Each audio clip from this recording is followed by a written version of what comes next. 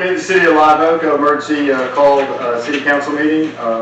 Meeting called to order. The first item, we will do that first item first, and you want to talk about? We can do the first item. Okay, let's go to item 1. Mr. Sessions. So we're bringing a emergency resolution for the city, something that we need to have in place for now and the future. This has been vetted by multiple municipalities and within the state, and I think it's a good resolution that will protect us in the future. So if Mr. Gill would read the resolution, I'd appreciate it. Sure. Resolution number 2023-16, a resolution of the City Council of the City of Live Oak, Florida, declaring a local state of emergency for the City of Live Oak pursuant to Section 252.382 Florida statutes due to the threat of Hurricane Idalia, providing for a waiver for procedures and formalities, delegating authority, and providing an effective date. Okay, you've it's been called. Sorry, I'm so tired. He has read it for the record. If there's, we have to have a motion and then a second. Motion to accept. Okay, we have a motion. The second. And a second. Okay, for discussion now, is there any discussion for this? So this is not only just for this particular storm, for every day. For future. This is for the future. Let's make that very clear. And this is effective on the 27th of August, On August the 27th. the date of the declared emergency. This is for that day and for any future Right. dates. So we really never legitimately had anything like this in place, like Yeah, however many they had years? something. I did declare an emergency on the 28th. The mayor did, which is what we've done in the past. I got you. And this, The I state think, is more declares it strong. on the 27th. So So this covers us from this point forward. This verbiage can be used at future times Okay. in emergency situations, but when the emergency is declared over, this, the powers in this are null and void for me because we're not in emergency. Only during emergency times am I allowed to do this. And I think, like the last storm, we had a different setup to where the mayor was able to. I believe that's when we did that. Additionally, that is what's been, that's what has been done, is the mayor's declared it. I do know with Mr. Coberline, he did do the resolution for the city council. All right. Any further discussion? Nope. All in favor? Aye. Opposed? And the resolution carries. All right, the next thing I'd like to bring up today is there is a FEMA, we'll call it a FEMA grant for purchases during the emergency period that's 100% reimbursed by FEMA, which we have to purchase the equipment. We have to keep all our records of all the purchases. I've got a list of things here that we will have for now and for future use. There are certain needs right now that are imminent. The generator for the fire station is done. So I need to buy at least a 100K generator for the fire station, okay? There's a need for chainsaws and pole saws. Now, most of this stuff that we're going to purchase like this for this emergency, we will house that in a special trailer so that it's for emergencies, not just standard use. So it's always ready to go when we need it, okay? Not in somebody's yard or in the back of the truck somewhere, whatever, okay? We brought up the fact that, speaking of that, jails, the 2 soft starts at the prison, are those ours or the prison responsibility? Ours. It is ours. Okay. So these are down right now, and we need them to help start up what we do at the prison. Lift stations are down? Lift station. We've only got one pump operation right there right now. Right. Gosh. so we need these going. The radios for communication between the three departments, fire department, police department, and public works, those aren't a huge priority at this point, but it's something we definitely need to look into if we can find, because a lot of these, just like a wish list right now. So we can find something that will work, then we'll use it, we'll take care of it. If we can't, we're not just gonna buy something and just stick it in a box somewhere. Right. 2 lift station weatherheads are broken off of the generator, we need that purchased and repaired. The public works building is still on generating power because we had the power ripped off the building, so we need to repair that with these funds. Window wheel? Yes, ma'am. Window wheel. Winter wheel, yes, ma'am. There's no communication at any lift station. There's 24 of those. Now, what was your idea on that communication? We need some type of alerts. Alarm system? Right. Okay. We've got SCADA on them, but nothing was communicating during the storm. Right. So we need to figure out a way to be able to get the alarms when it goes down. It's important. Knuckle boom truck for the debris pickup and, you know, all those things we need to do. We need, and what better time for us to get a knuckle boom truck. Barricades and cones for public use during emergencies. This will also go in that trailer I talked about. We want a 125 kW generator on wheels so that we can go around to even City Hall. When ours goes out, we can power our City Hall by just unhooking and rehooking. I already talked about the fire station generator. We have a well that's been down for a long time. If we can figure out a way to get FEMA to help pay for this well, you know, we want to do this, okay? Because it needs to be replaced, and if we lose another well, we will have enough power to put out fires, enough pressure. We're gonna get a root rake grapple for the loader that we already have. It has a clamshell, but for debris pickup, a root rake / grapple that we just put on the front of that loader would make cleanup a lot easier and more efficient than just trying to reach in there and grab the old clamshell. When we have red lights go out, the DOT responds and brings generators to run them, but sometimes they can't respond fast enough.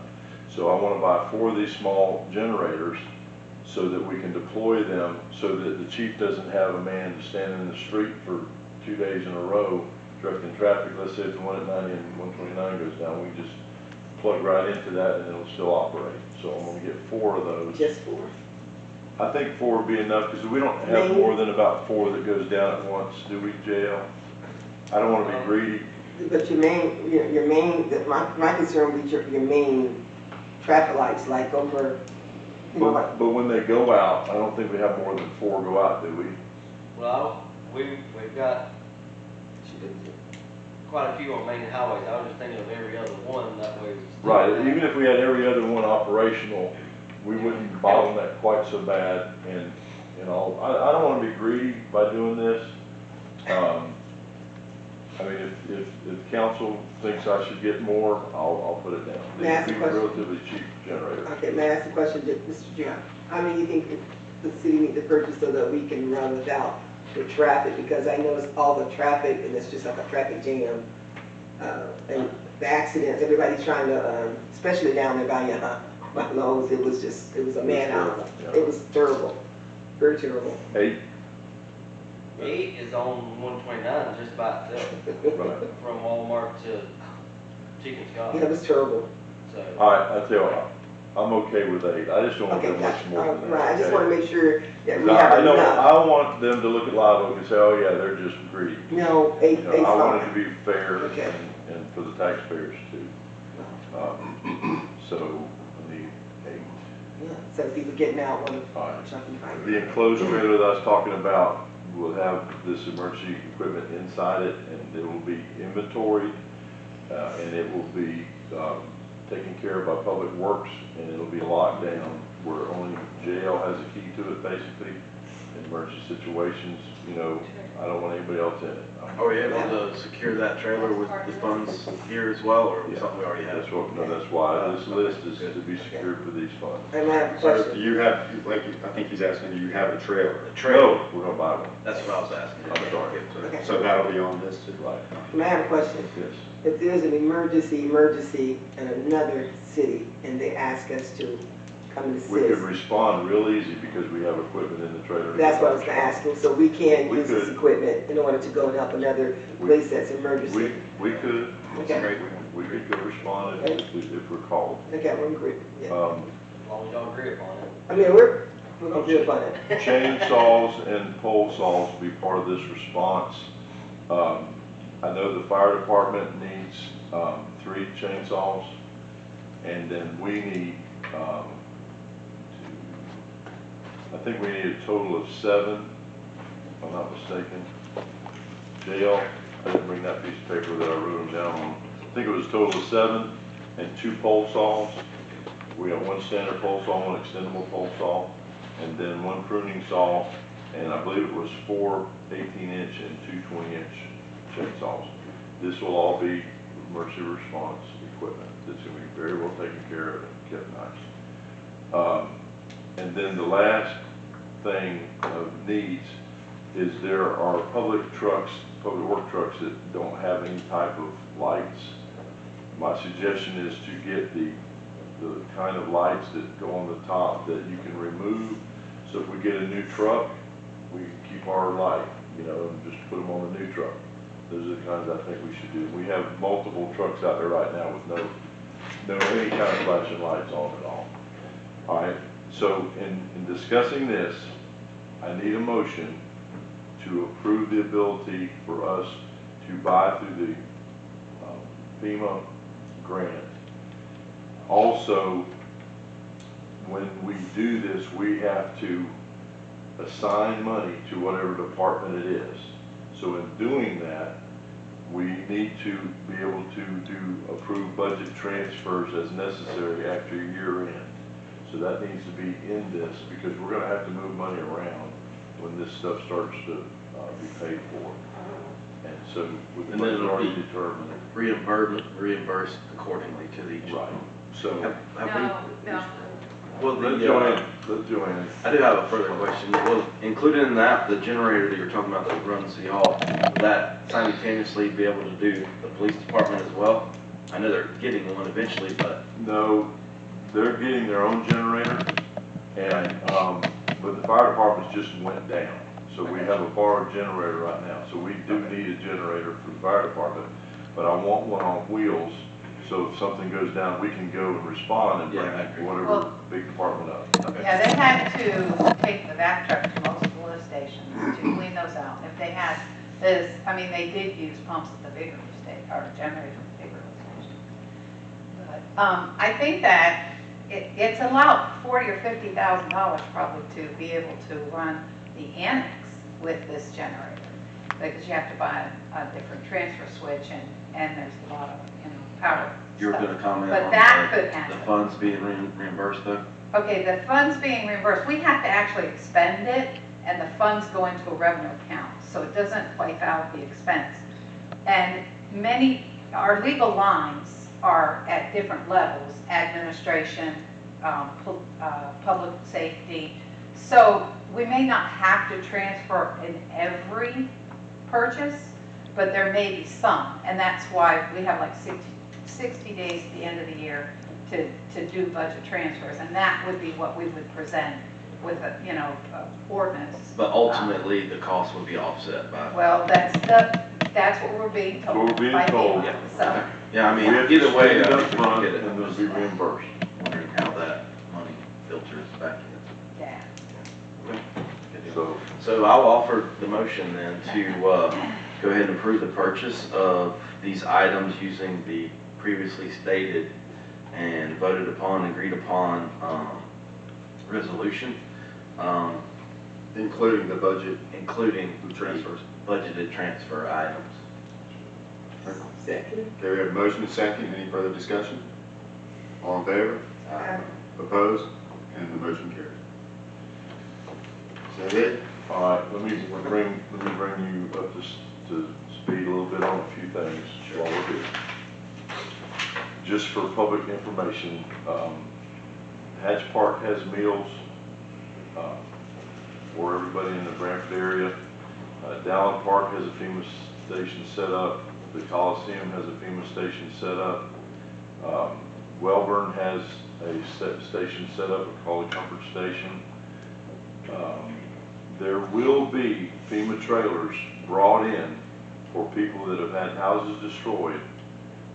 They will be housed to start with at the Spirit of the Swanee. But depending on later on, you know, they'll be able to live in them until they get their house repaired or whatever. But these FEMA trailers will also be given to the county for future problems if they arise, that we'll have them in, basically have them in stock to help homeless people out when their houses are destroyed for any reason. There are laundry trailers available at Dallin Park and Welborn right now also for people that need laundry and showers.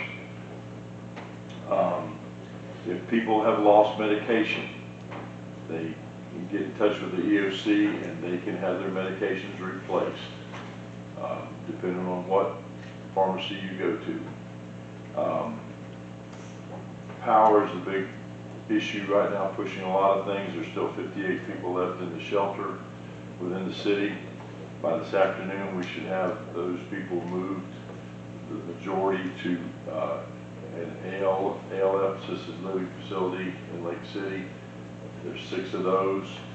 The balance of the people will be going to the Comfort Inn or the Days Inn in Lake City. So if you have people that you know have gone over there, that's where they're going, to the Comfort Inn or the Days Inn in Lake City. Could you clarify, I'm sorry, I was right, could you clarify what people are those that are getting? People in the shelter right now. Okay, the 58 shelter. people. When I walked in there this morning about 5:15, the population was 58. Yes, sir. And Okay. that's staying that until we start moving them this afternoon about 3 o'clock. I believe that's about as much as I can give you, but just in case anybody needs to know where to get any help, they can call the Sheriff's Department and they'll transfer them to the EOC and put you in touch with the right people. The big situation we have now in town is at X2 at 1302 11th Street, where the, out beside the IFAS extension office is where the tables are set up for people to go talk to SBA, talk to FEMA, talk to Red Cross, talk to whoever they need to talk to. They're set up over there. That's really about all I have at this point. We have a lot of outside agencies that have been here to help. Besides the National Guard, we've had Pasco County, we have lots of different counties here helping. And if you see them, just thank them. Yeah. I've seen that a lot. That's impressive. We've got a big help. The governor really got us a lot of help in a hurry. So I appreciate that. Yes, sir. They're serving meals at Westwood probably through Saturday. They're doing about 1,000 at lunch and 1,000 at supper, and they've extended the offer for workers that need to, if they need to come through, to go Thank through you. and get fed too. And I do know that First Baptist was doing the same thing, and then out in Dallin Park at the Church of God on 250 out there, where they got the FEMA set up, they're also feeding people out there. Yes, sir. So there's a lot of good going on in the county right now. There's a lot of hurt people out there right now. I had an employee went home and found her husband dead the day right before the storm. I've got employees with their houses destroyed down the street, and I'm sure within our group of 80 employees, I'm sure there's a lot of those stories too. I just hadn't heard them. But we just got to help, pull together and help everybody we can help. Whatever you can do to help, you know, just everybody pitch in and we'll get through this. That's about all I really have to say. Chief, either one of you chiefs got anything to say? No, sir. Thank you for that information about the food. Ms. Joanne, you got anything? JL? I'm not a chief. I just said JL, I didn't call you chief. No, I just wanted to say I appreciate the support that's come into this community. I can tell you it is staggering the help that we have received. I know in my department, we've got a engine crew that came in, 5 guys that brought their own engine, and they have been there nonstop since Tuesday, Wednesday. So it's just an amazing amount of help and concern that's come into the community. Nathan, you got any issues over there? Just want to let you know, there was no injuries at the housing authority. When we had one family, they had to be displaced. We got them in another apartment, so that we were scheduled to rent out today. I actually talked to the people that were supposed to move in. We're preparing another unit for them, so they'll probably be going in a few days from now. But I filed all our claims with the insurance. I'm just trying to get some, how do I go about getting FEMA help for what we can do. Go to 1302 Levitt Street and show up, get your FEMA number, and do what you can. And sir, in the back, I don't know who you are. I'm with the newspaper, so I'm just here to cover this. Okay, welcome aboard, but, Can I Yes, add sir. just briefly one thing? When we were out Thursday night, I think it was Thursday or Wednesday night, we had about 600 people up here waiting for gas. And every night we were braced for the potential looters and attitudes and temperament. And I just think it's good for you guys to know we've gotten a lot of things in service. The community has been unbelievable in their response. The people that are hurting, that are frustrated, that are tired, we still don't have power at my house. I know there's people way worse than we are. They have been unbelievable in their response. And I just think it'd be good for y'all to know that, to be able to put that out, you know, through the community is the ones that need commended. I think this has been, I'm young, but this has been unprecedented in disaster, how our community has responded for each other. Every time you look, somebody's in somebody else's yard, you know, so. I really feel like in this cleanup and through this whole deal, communities like this, they eventually thrive because of the relationships. Even if they don't know their neighbors, they're still helping. Yeah. And there's been people out there doing things with big equipment, small equipment, you know, doing whatever. And it's been a great thing. The one thing I do want to bring up, since we're talking, this is an ag community. We do about $1 billion a year in ag. And it's going to take probably 10 times that to get this thing back in shape. We invited the ag commissioner here on Sunday, Wilton Simpson. He spoke to about 100 farmers, offered hope. We all need hope right now. Hopefully the word will get to Mr. Vilsack at DC with the Farm Bill that they can